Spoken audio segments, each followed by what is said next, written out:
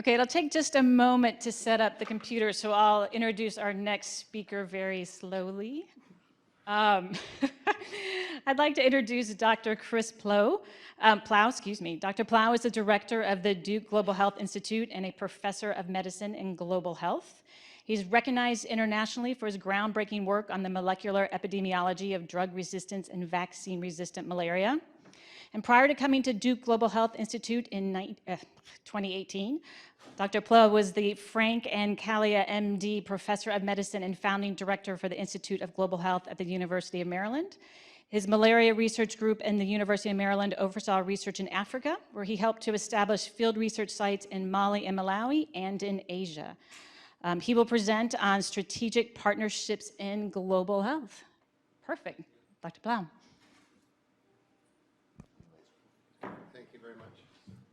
Well, thank you for asking me to come join you this afternoon. I'm really pleased to talk about the ongoing and actual synergies between the Center for AIDS Research and the Duke Global Health Institute, which was born in 2006. So I don't know what that adds up to in tiger years, but I guess in human years, we're just kind of entering our teen years. So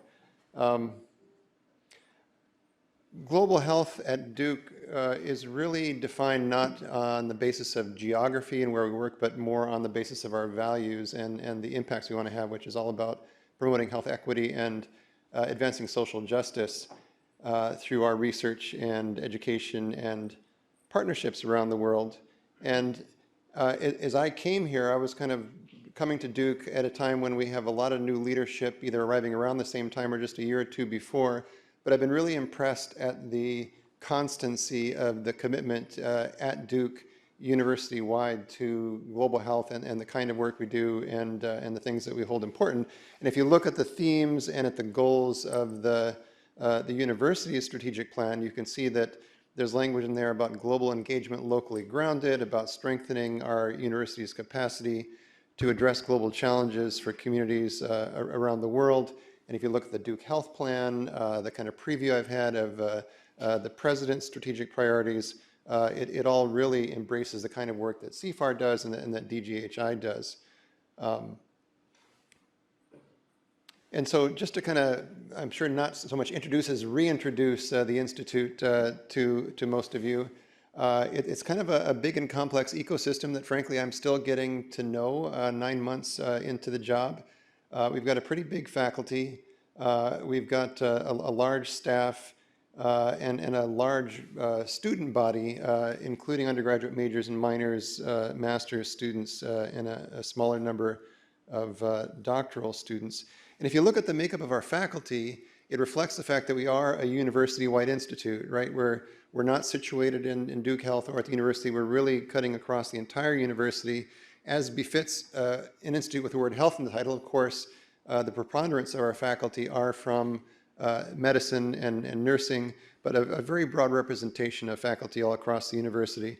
And so there's a small core of very talented primary faculty whose primary faculty appointment is in the institute, who tend to be teachers, some researchers, folks like Joe Egger, who works in the Research Design and Analysis Core, Joy Noel Baumgartner, who runs the Evidence Lab. But most of us are like me, have a faculty appointment, primary appointment elsewhere. I'm in infectious diseases and medicine. Others are in Trinity and so forth, where we have a tenure home somewhere, but also have an appointment and full membership in the Institute. If you just kind of look at our sort of, I guess, business model, if you will, historically, the last several years, it's been around half-half external funding, grants and contracts versus university sources of support.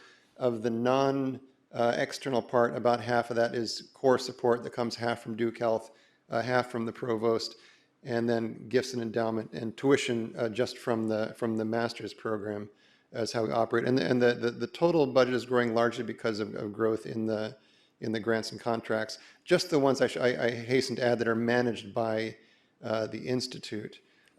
It is a complex institute, and this is one of our challenges as we go through our strategic planning and how we kind of identify and present ourselves both internally and to the outside world. We presently have 8 centers, all doing fantastic work, led by terrific faculty, and 7 research priorities, as well as the Evidence Lab and the Research Design and Analysis Core that I mentioned, very valuable resources. And virtually all of these areas and centers at least touch on, if not are deeply involved with research on HIV and AIDS, and are therefore relevant to CFAR. The big picture of global health research funding at Duke, thus not just the grants that are managed through the Institute, but the university-wide global health is a very large portfolio. And if you look at the blue part of the pie chart, you can see that infectious diseases are the biggest part of global health at Duke. And of that, I think that probably they would rank in order of HIV/AIDS, far and away number one, possibly followed by malaria, and then maybe One Health. But it's several other areas as well within infectious diseases that have been classified as global health. The Institute invests in what we call priority partnership locations around the world, and that means that the sites have met a strict series of criteria about different types and numbers of faculty who work there, trainees and other types of students who train there, a variety of funding, and each priority partnership location gets some core support from the Institute to support infrastructure and travel and bilateral exchanges and so forth. This list does evolve over time. There's likely to be one or two that will move off in the not too distant future, and then there are a few that are kind of emerging. But if again, kind of relating it to the group here today, HIV is a major focus of the East Africa sites in Uganda, Tanzania, and in Kenya, and two of the emerging locations in Kisumu and in Kenya and Kumasi, Ghana, as well as I'll get to in just a second when I say a little bit about where we are with our strategic planning. Durham, North Carolina, is going to be our next priority partnership location, almost certainly, as we finalize our strategic plan. So I actually got my start in global health in Western Kenya back in 1986 as a medical student, and it was a lot of fun for me to return there, as well as to visit Moshi in Nairobi and Eldoret in June. And for the Western Kenya part of the trip, we were accompanied by Gene Washington, who here is, we're planting a tree outside a church where some very interesting global mental health work is going on, training lay people to do counseling.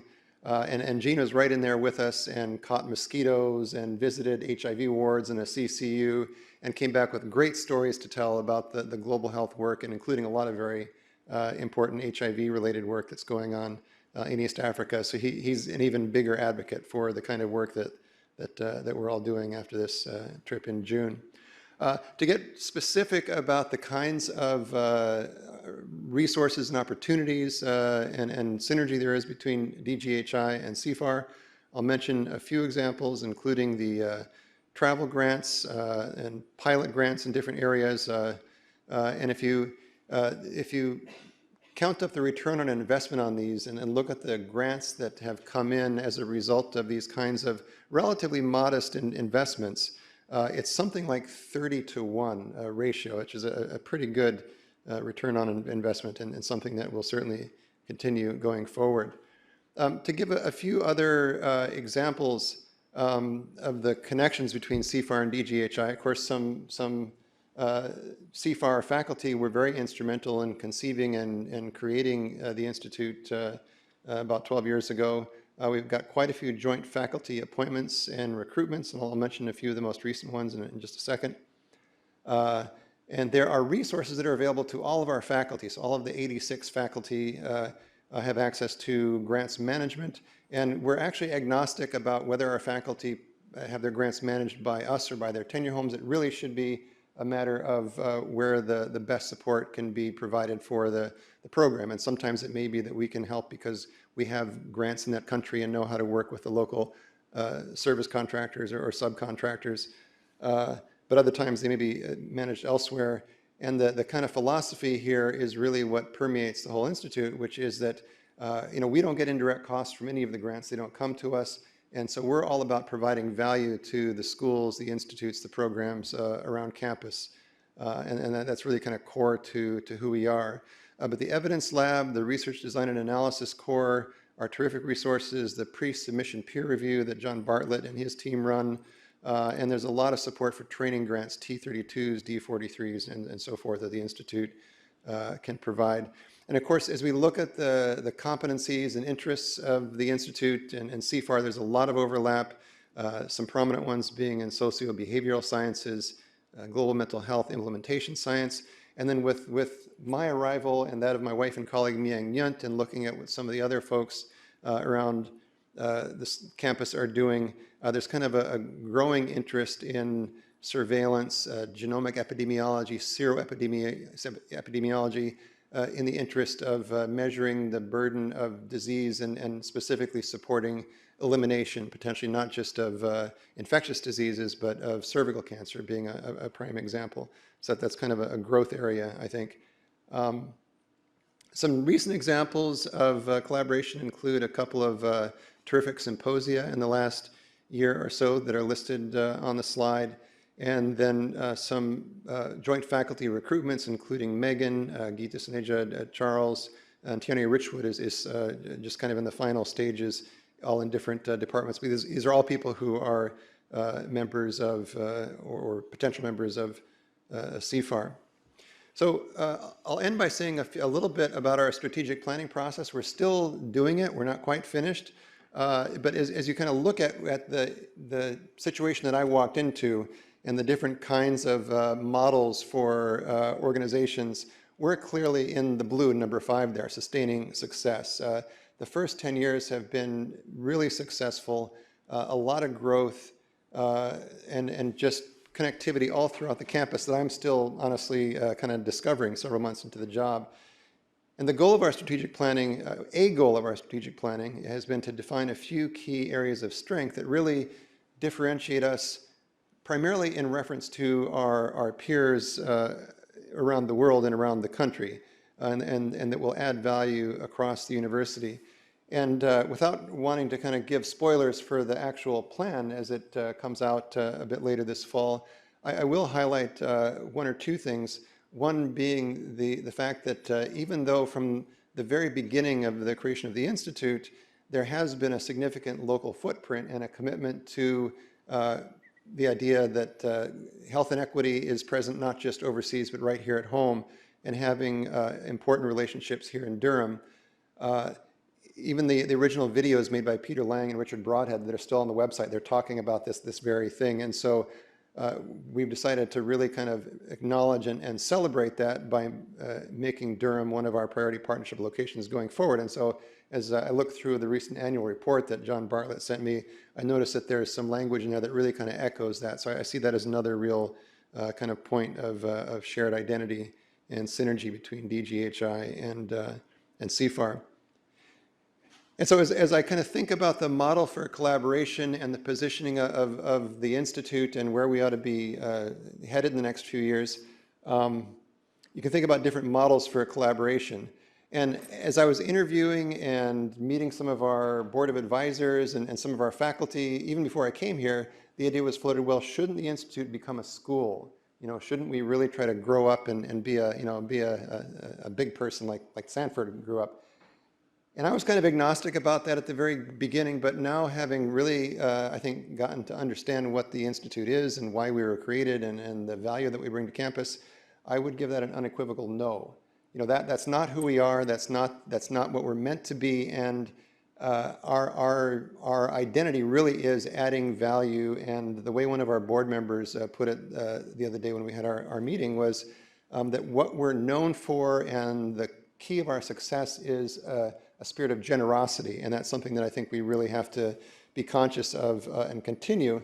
So the model for collaboration, I mean, one model for collaboration is a command structure, right? You've got the general, he says, okay, this unit's going to collaborate with that unit, and you put the order down. And you know, anybody who has any kind of a leadership position in academia knows that academia is not a command structure. And so I see my role as an institute director as being one of support and enabling and finding out how I can make our faculty able to do great things, and certainly not to kind of, you can't really use a stick to get people to work together. And so it's really about kind of empowering our faculty, and providing incentives to work together so there's much more value to be had. And somebody put it very nicely also at the board meeting. They said, at Duke, the first response to being presented with a problem is not, okay, how do I solve the problem? It's, okay, who do I talk to? And that was really kind of telling for me. And that's something that I think we want to really kind of promote and continue, again, in a very conscious way as we think about our strategy. So I wanted to keep my comments pretty brief, and if there's interest in the room, I wouldn't actually mind using a few minutes as a kind of a listening session. If you have ideas, the strategic plan is not finished, and thoughts about how we can really help you do the things that you want to do in your respective roles in CFAR and on campus. I'd love to take questions, comments, have a little conversation if time allows. So thanks very much.